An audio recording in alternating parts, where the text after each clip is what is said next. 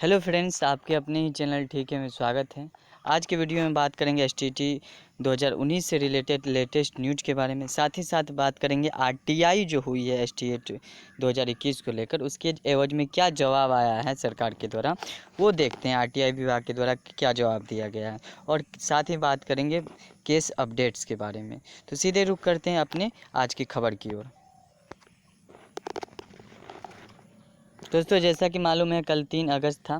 3 अगस्त को सुनवाई हुई जो एस्टेट 2019 की केस हुई थी दिलीप कुमार झा के द्वारा, जो पटिशनर थे, और एडवोकेट जो थे विशाल विक्रम राणा।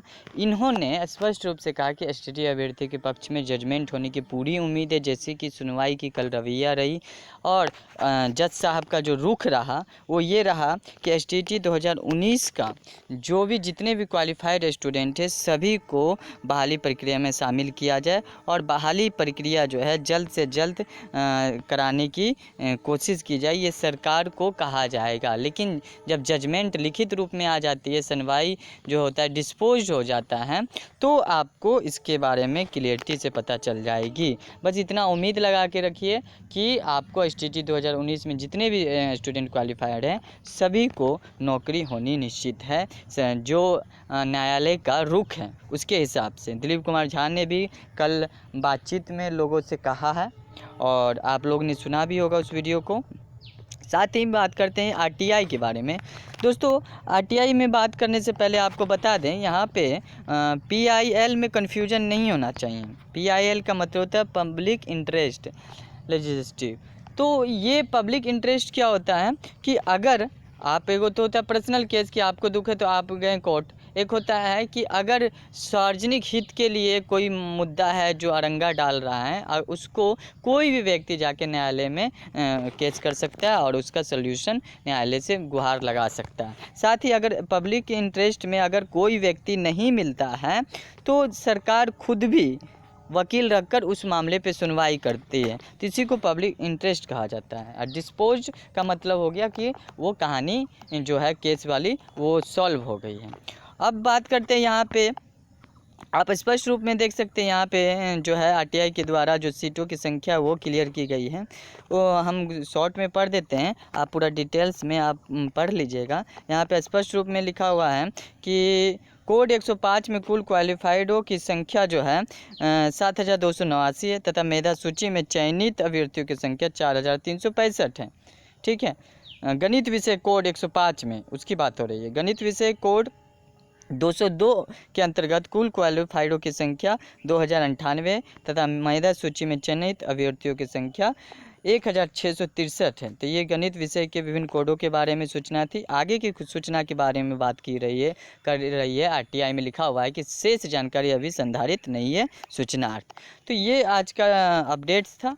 और अगला जो आरटीआई फाइल किया है जो लोगों सोशल मीडिया पे वायरल भी है वो ये है कि यहाँ पे उक्त के आलोक में सूचित करना है कि विज्ञान विषय कोड 106 में कुल क्वालिफाइड अभ्यर्थियों की संख्या 6152 है तथा मेरिट लिस्ट में संख्या 4383 है। वहीं जूलॉजी की बात करें तो विषय कोड 2005 के कुल क्वालिफाइड अभ्यर्थियों की संख्या 2074 है तथा मेधा सूची में कुल संख्या 723 है। शेष सूचना है जो अभी संधारित नहीं है सूचनार्थ, आप यहाँ देख सकते हैं। और ये आरटीआई के जवाब में कब किया गया था उसका जवाब दिया गया है। तो ये लेटर सोशल मीडिया पे लोग देख रहे हैं, पढ़ रहे हैं और ये सही है। तो बात हुई एसटीईटी 2019 की केस के बारे में। केस के बारे में ये बात हुई कि आपको कहीं ना कहीं एसटीईटी अभ्यर्थी के पक्ष में जजमेंट आते नज़र आ रही है, रुख वही है। बस अब जल्द से जल्द ये केस की सुनवाई हटे। अगर दोस्तों एक बात आपको बताते चलूँ कि अगर एसटीईटी 2019 के अभ्यर्थियों के पक्ष में फैसला आती है तो बाकी जो इस पे केस हैं, बाकी इस पे जो जितने भी केस हैं वो ऑटोमेटिक प्रभावित हो गए। क्योंकि मान ली कि एक ही लक्ष्य के कारण केस किया गया है, तो बाकी सब केस पे इफ़ेक्ट पड़ेगा, पॉजिटिव इफ़ेक्ट पड़ेगा, अब सारे केस डिस्पोज कर दिए जाएंगे। और 7 सीट में एक केस का ये जो PIL का मकसद क्या है, सीट बढ़ाने की और अधिक से अधिक क्वालिफाइड स्टूडेंट को शामिल करने की है पूरे। और सीट अगर बढ़ती है कैबिनेट में, जैसा कि मालूम है 2020 में जो अप्रूव्ड हुई थी जितनी सीट, अगर उतनी सीट अप्रूव्ड हो जाती है और इसमें शामिल हो जाता है सरकार के द्वारा, तो सभी 80,000 अभ्यर्थी इसमें शामिल हो सकते हैं।